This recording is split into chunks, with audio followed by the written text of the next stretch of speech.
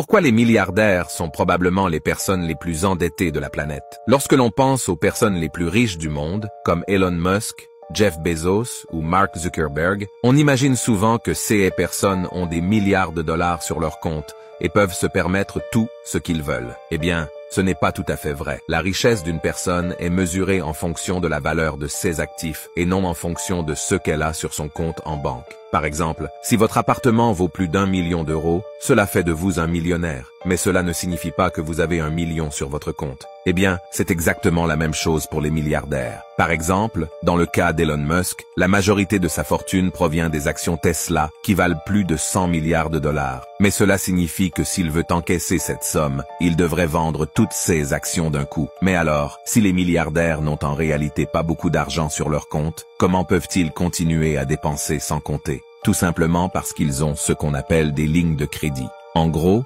les banques accordent aux ultra-riches des centaines de millions de dollars sous forme de prêts, afin qu'ils puissent dépenser autant qu'ils le souhaitent. Donc, en théorie, même s'ils possèdent des actifs évalués en milliards de dollars, les ultra-riches sont quand même endettés, car ils doivent rembourser l'argent que la banque leur prête. En fait, c'est ainsi qu'Elon Musk a pu acheter Twitter. Il n'a pas sorti 44 milliards de dollars de sa poche simplement parce qu'il ne les avait pas. Pour acquérir la plateforme de médias sociaux, il a pu emprunter plus de 13 milliards de dollars car les milliardaires comprennent qu'il vaut mieux s'endetter pour continuer à investir. Cela leur permet d'augmenter leur richesse tout en ne perdant pas d'argent. Quoi qu'il en soit, si vous voulez vraiment comprendre comment fonctionne le monde, abonnez-vous.